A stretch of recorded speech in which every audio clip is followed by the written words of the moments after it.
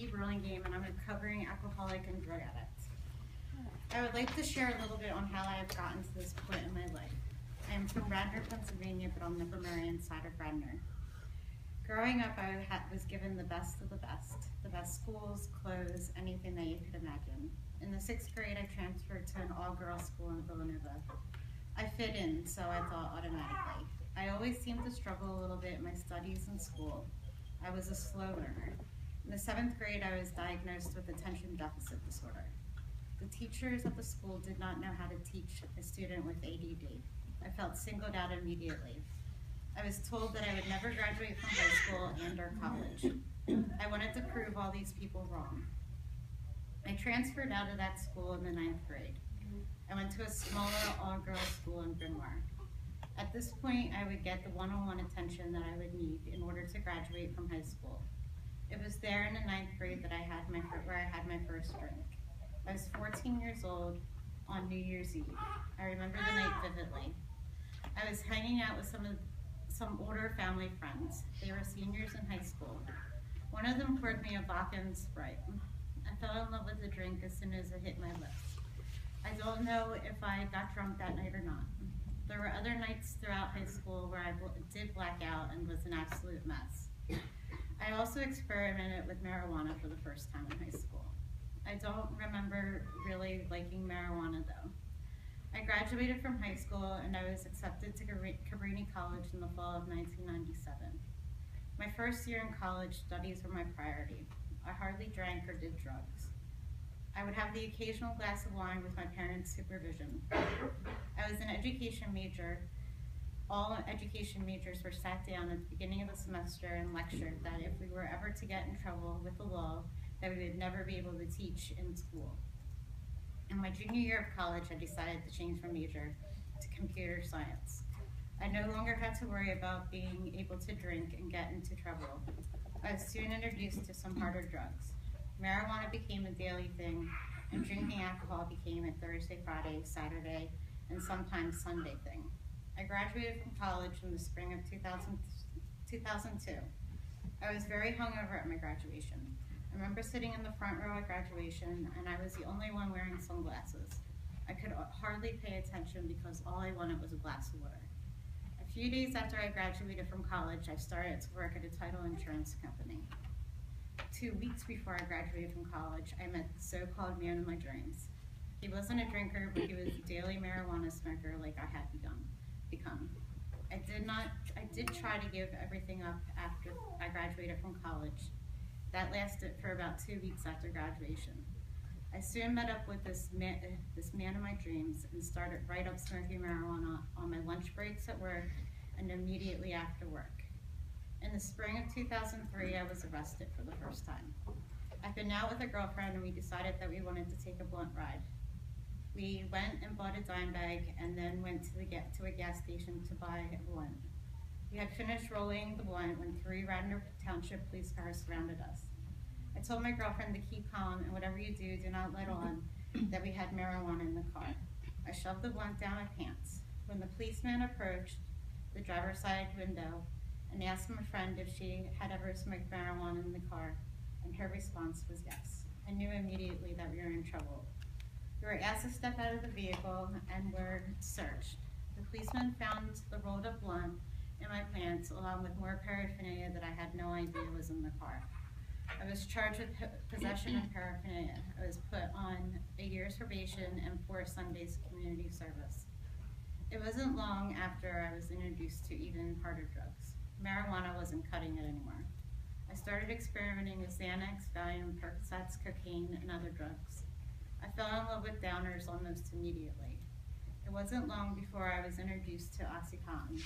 I'd fallen in love with a substance that made me feel warm all over, and I felt like I could do anything on OxyContin. I was soon spending hundreds of dollars a day just to feel normal. It had been suggested by one of my drug dealers to try heroin because it was cheaper and I would be able to afford it without spending a ton of money. I tried heroin several times and I never liked it. Heroin made me feel dirty. In the summer of 2006, my mom was diagnosed with breast cancer for the first time. By the end of that summer, I was becoming sick and tired of trying to find my fix every day. went to my parents and came clean about using OxyContin every day. I asked for help, and to my surprise, they immediately jumped into action and tried to help me get clean. My mom and a family friend tried to get me into Marymount that summer evening. The rehab did not have any beds open for me. On the car ride home, my family friend, who was a nurse, handed me a newspaper article about a doctor who had been treating former heroin and OxyContin addicts with an opiate blocker called Suboxone. I immediately wanted to know who this doctor was and when I could get an appointment with this doctor. I did not want to go to rehab and lose all my so-called friends. I was given a choice that night to either wait for a bed or wait for an appointment with this doctor. Since my mom had major surgery earlier that summer, she handed me a bottle of Percocets and told me that should get me through the night and the next day until I either got an appointment with the doctor or a bed at Marymount. That bottle was gone by early the next afternoon. I called my mom in a panic and told her that I had taken the whole bottle of Percocets.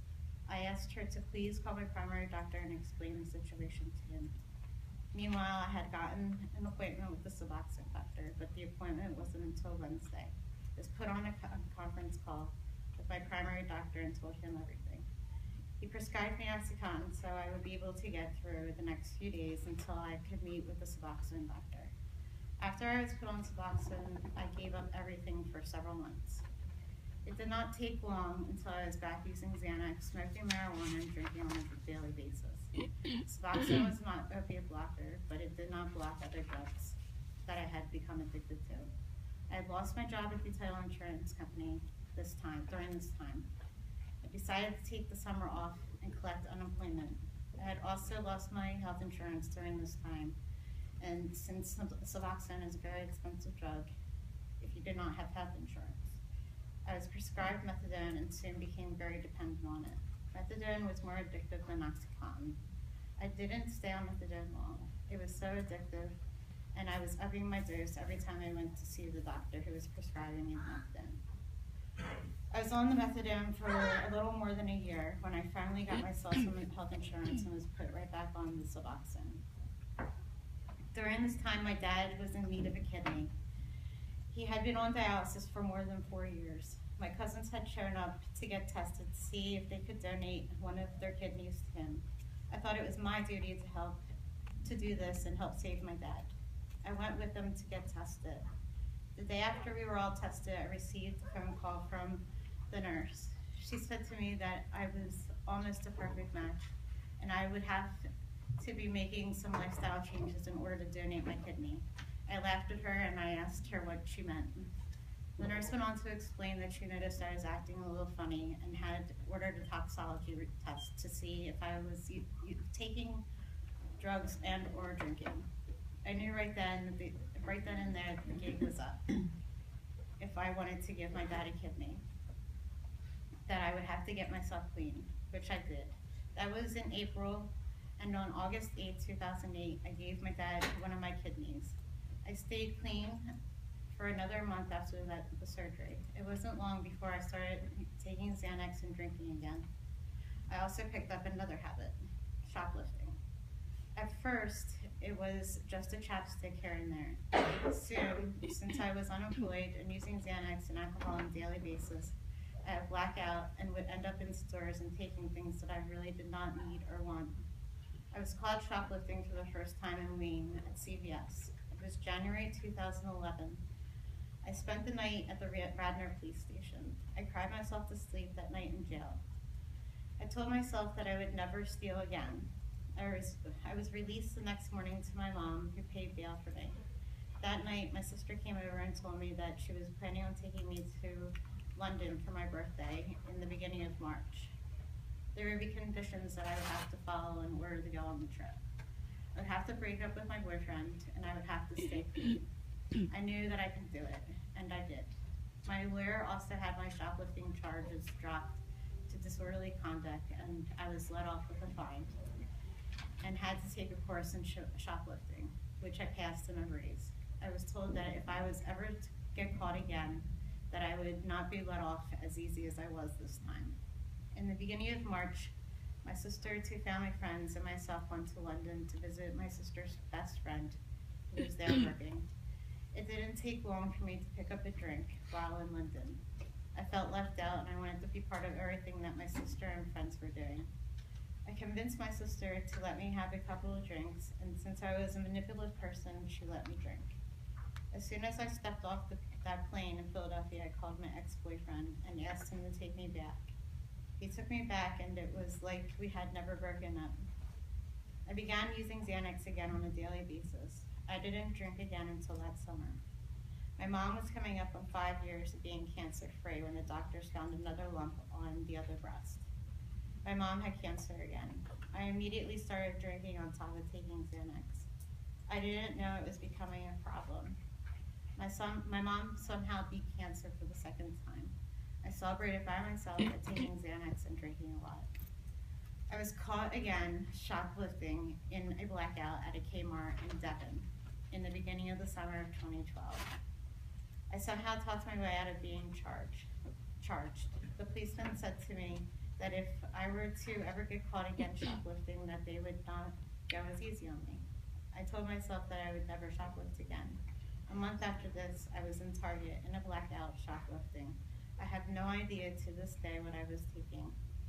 I remember my mom bailing me out of jail once again. She cried all the way home and told me that if I didn't change my ways, that she would be burying me. You would think that I would have given up drinking and drugs at this time. I just wasn't ready. I thought that I was in love with this man, and as long as I was with him, I was going to keep using and drinking as much as he was.